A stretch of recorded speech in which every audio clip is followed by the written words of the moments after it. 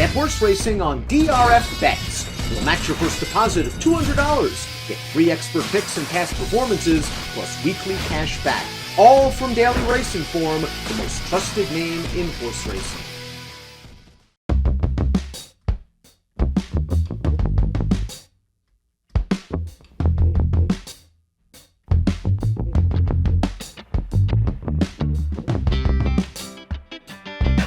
Dan Illman, Mike here at beautiful Pimlico, getting set for this week's edition of the Preakness Stakes. And our DRF race of the day for Friday, May the 17th is right here at Pimlico. Race number 13, the Black-Eyed Susan, Grade 2, 3-year-old fillies going 9 furlongs. Let's take a look at this field. Not exactly the creme de la creme of the 3-year-old filly division, but boy, this is a really good betting race, very competitive on paper. It is pretty competitive. It is a good spot for somebody in here to pick up a coveted Grade 2 victory, Dan.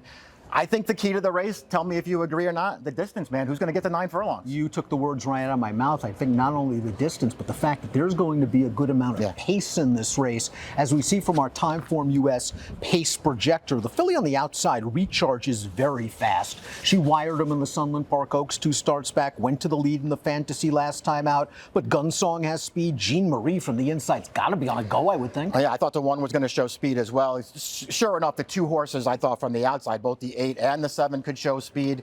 I mean, it feels like Gunsong, the number 5, is a major contender in this race. She has speed. It was involved in a fast pace in her most recent start. Maybe it happens to her again here. We'll start things off with number 1, Jean Marie, going out for Butch Reed, who of course has Uncle Heavy in Saturday's Preakness Stakes. And this filly did some good things. Returning off of a lengthy layoff, stretching out about a half mile and winning over a sloppy track in her seasonal debut, the Mainline Stakes. Last time out in the Weber City Miss at Laurel, I think she was a little bit too interested in chasing the speed of Miss Harriet, who probably wasn't going to stay. And then she got a little bit tired in the stretch. I mean, I guess you could ultimately just say it didn't work out for her. She's just got to get a lot faster. Dan, she has not run a race yet that's going to make her competitive, even with these fillies drawn to her outside. I hear what you're saying about her most recent start. Maybe it wasn't the ideal trip for her. Still didn't think she ran that well, and the horse that won that race, who's back in here, just ran better than she did. And she's also one of the fillies that I think is a big question mark at the 1.125 distance. Ringy Dingy's the number 2. I think the distance is going to be just fine for this filly, who won a 2-turn mile race in only her 3rd lifetime start. Here's the issue for Ringy Dingy. You're supposed to throw out her last race, the Demoiselle, speed favoring muddy track. She never got involved. We haven't seen her in a long time, and she's going to have to go 9 furlongs off the bench. 9 furlongs off of a layoff like this is not an easy thing to do, but I'm with you. I feel like ultimately this distance is going to be okay for her. Danny Gargan is great off of layoffs like this, especially with dirt routers, so that sort of makes you feel like perhaps she'll come back ready for this kind of a race. She hasn't run a fast race yet either. I'm with you about her Demoiselle. I'll be a little bit lenient on her for that race. Not only was it a muddy speed favoring track, she was also caught 5 wide around the first turn in there.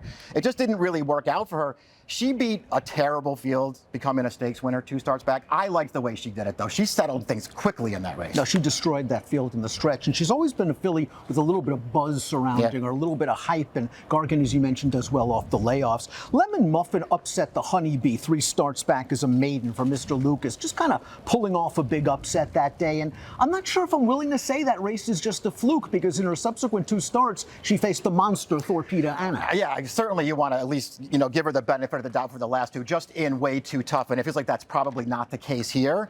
If she runs back to the Honeybee, and I realized she was a really big price that day getting the job done, I still thought she looked okay winning.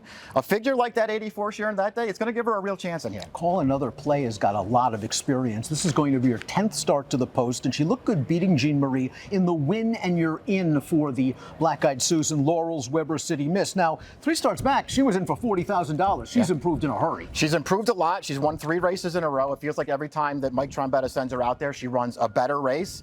She's going to have to do that again on Friday, then, if she's going to beat this field. I liked her last win. I thought she, did everything she was supposed to do to get the job done. A repeat of that effort is not going to get it done against this field.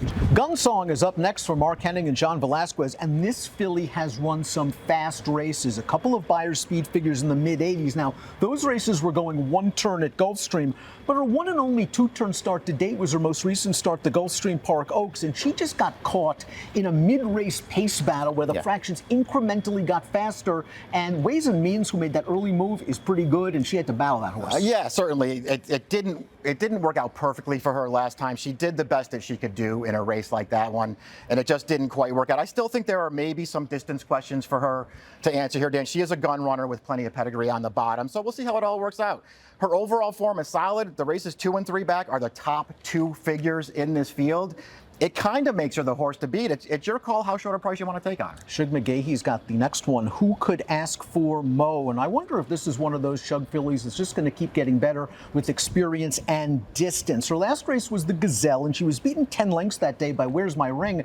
And to show how weak the New York sort of 3-year-old filly crop was, Where's My Ring was a maiden coming in, and she was the favorite that day. Yeah, she was. She's also a pretty nice horse, though. And so I'm not going to hold that effort too much against this filly. She didn't run great in there, Dan, but she ran okay. This is probably a better spot for her. Like you, I'm sort of waiting for the breakout performance for her. I think there's talent in there. I'm not worried about the 9 furlongs for her. She's got to take a step forward in here to beat this field. I believe a late blinkers on change for Who Could Ask for Mo. Tried to work out an inside-out trip last time out in the Gazelle. If the pace is hot, she should stay the distance. Corposo is up next. I think this filly is one of the more naturally talented runners in this race. She's only raced 3 times, but she won around 2 turns second time out. Last time out in the Santa Anita Oaks, didn't break great, 3-4 wide all the way around the trap in a race that was won by a rail skimmer. Yeah, true enough. I mean, she was on the outside all the way. I still feel like ultimately, and it's fine if you want to give her that excuse, especially if she's some kind of okay price in here. I guess we'll see. I think she's the morning line favorite, so we'll see how they wind up betting it. To me, she just wasn't good enough last time against 2 Baffert horses who I guess are just better than she is. She got the job done 2 starts back. That was an okay performance, Dan. The horse that she beat was 1-5, but that horse had also lost at a short price prior to that. She's come back since then. She lost at a short price again. Maybe she's just not that good.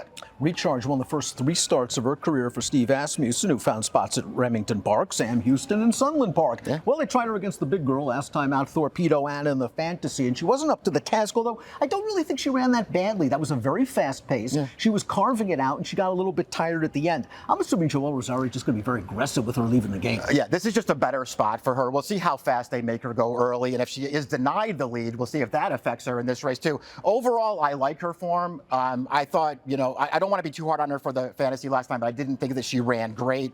More than anything else, Dan, the Sunderland Park Oaks 2 starts back, she got the job done there.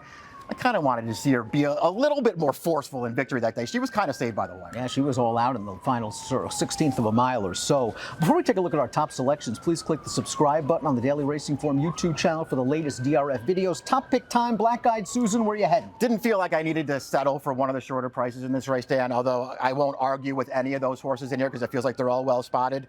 I know it's a long layoff for Ringy Ding. I know she's got to get 9 furlongs first time off the bench here, but I think she's okay. I think she will get the trip in this spot. She just needs to settle early in this race and then make her way through. I think she fits with these horses. And check those Formulator past performances. You can see Danny Gargan's numbers off the layoff. They're very, very good. I'm going to hope that Who Could Ask for Mo finally figures it out at 1 1/8. Maybe the blinkers on sparks the improvement for the Shug McGaughey trained daughter of Uncle Mo. It's the Black-Eyed Susan, the DRF Friday race of the day. We're here at beautiful Pimlico. A little bit of rain, but otherwise perfect.